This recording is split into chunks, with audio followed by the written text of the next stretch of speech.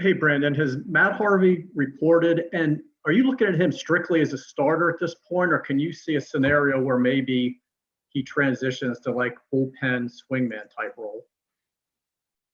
Well, he's still going through the process of taking his physical. That should be wrapped up any day now. And then with when he gets here from on the field standpoint, I think we're just going to see what we have and see how he looks. I think we're keeping our options open with him, whether it's rotation, bullpen. But yeah, nothing set in stone, and just going to give him an opportunity to make the team. Next up, Dan Connolly. Hey, Brandon, yesterday you kind of mentioned when you're talking about Felix Hernandez, a potential Hall of Fame guy. Today he talked about, kind of wanting to come back and build up those numbers in one sense, for the Hall of Fame. I guess it's a two-part question for you. First of all, do you see him as a potential Hall of Famer and, in your experience on what you've seen so far in his career? And secondly, what do you think about him will make him to be a mentor, about his personality and such, that could be able to bleed into some of your younger guys? I don't remember talking about that yesterday, to be honest with you, but I haven't even looked at his career numbers, so I don't know what. I do know that I think I was when we were with the Marlins, and it was 2010 or 11. Went and played Seattle, and there was a different level when he was on the mound. Sold out ballpark, the Kings Court. I think it was the Kings Court. With the yellow signs, and I think he punched out about 15 guys on our team. It was one of the more dominating performances I've seen. So, I don't know what his career numbers. I know he's had a great career, and he was so dominant, especially the first half of in the first 5 or 6 years. And it was a show every time he was on the mound, just because of it was no hit stuff. And just giving him an opportunity as well, veteran guy, bringing in and see what he can do. Kind of to follow up, first of all, I think it was Mike that had said that a couple of days ago, so I just improved your standing in the organization. One other question to kind of finish up on that is, what do you think could make him a mentor to these young guys? Well, I think when you've had that much success, you've had that many innings on the mound in the big leagues, a lot of we don't have guys that have a ton of service time, and someone like him that has thrown a no-hitter in the big leagues and has, pitched in the environments that he's pitched in, and just been a really dominant starter, especially the first half of his career. I think that there's always things to learn from if you're a younger player from a guy like that. And so I'm excited that our younger guys can rub elbows with somebody that has had a lot of success in this game. Next up, John Mioli. Brandon, in years past, guys have been at this point in spring on kind of like an every other day bullpen routine. Is there, given this is the second day of workouts, is there anyone who's there who hasn't, for health reasons or any other reasons, been able to take their scheduled bullpen so far? No. Everybody's been on schedule. So fully healthy? Yep. Yeah, we had half our guys throw bullpens yesterday and the other half through today. Jealous. Rich Dubroff, go ahead. Hey, Brandon, I know that position players don't report till this weekend, but with Jahmai Jones, are you looking at him as basically just a second baseman, or are you going to try and work him in the outfield during the spring too?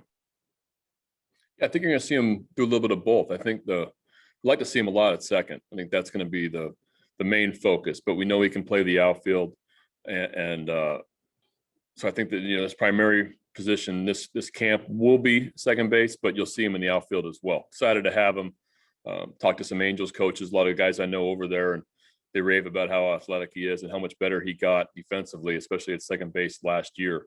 So excited to get him into camp, and I've never seen him, so it's gonna be a fun guy to watch. Nathan Ruiz.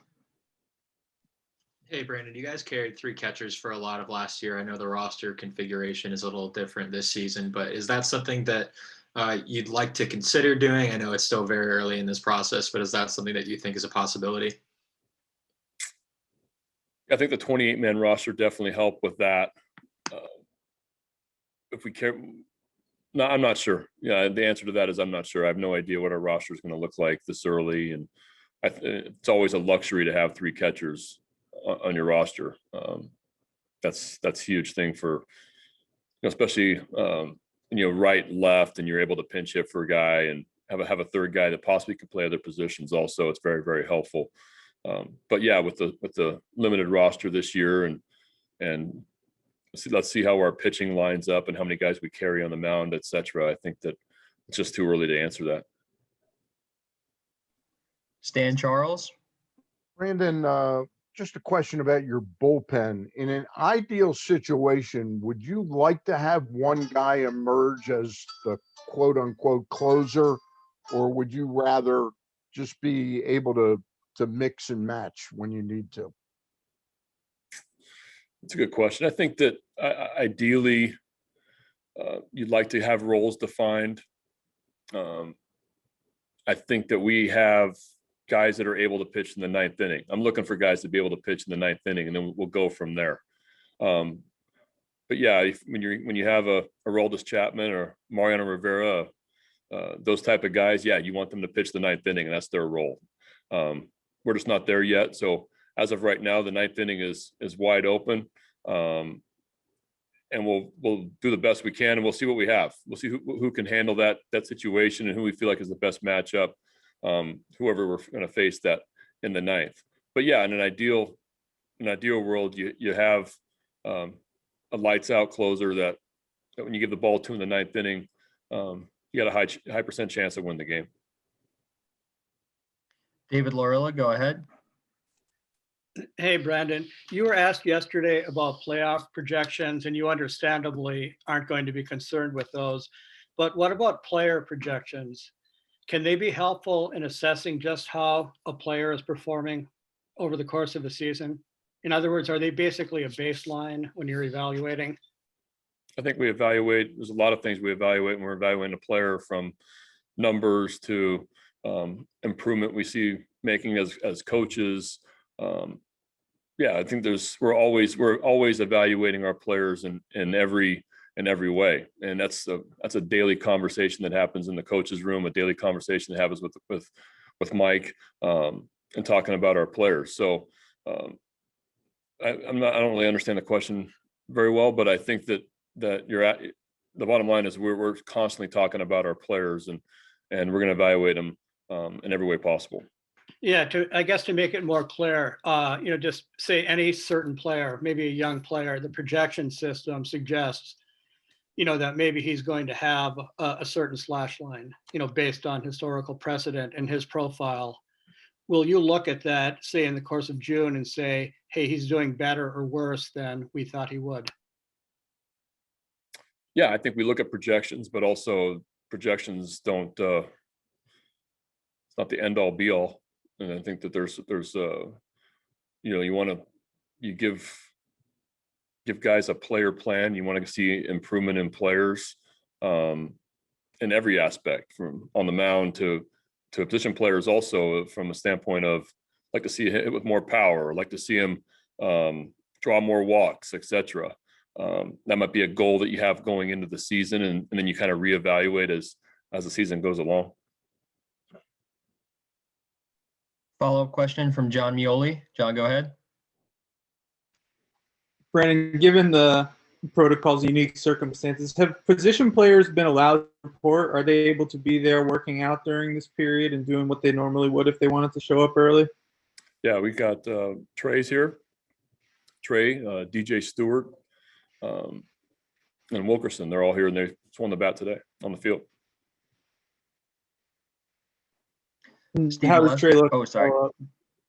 Go ahead, John. As a follow-up, how does Trey look? Looks really good. Yeah, feels great, and driving the baseball today on the field, took ground balls, did that yesterday and today, and it feels fantastic. Steve, go ahead. So a lot of people would assume, Brandon, I don't know if it's right, that Yolmer Sanchez might have the lead at second, Freddie at short, Rio at third. Is that how you see it today? Is it wide open? How do you characterize some of these infield spots? Yeah, I think we brought Freddie in here to be our shortstop. Yolmer's got a lot of experience at second base, won a Gold Glove, so I think that there's brought him in to play a lot. I could see him playing second base, and Rio was, it's been part of our infield of the past couple years, and also looking forward to seeing him get a lot of at bats this season also. So I think it's safe to assume that the three guys that, two guys that we brought in, we want like to see them play up the middle, and Rio's going to get every opportunity to win a third base job again. We've got time for one quick follow-up from Stan Charles. Stan, go ahead.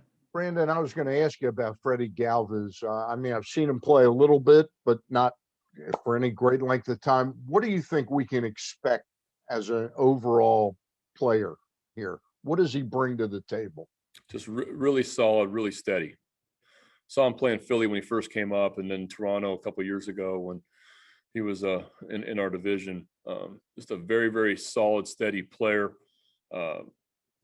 He's going to make the routine play. He's going to drive some balls out of the ballpark. He's got some raw power, but just a guy that's played in the middle of the field in a lot of games in the big leagues, and has a up the middle experience. Which look at him and Yomer, they both have up the middle experience. Do you think he can have some of the same leadership intangibles that Jose had last year?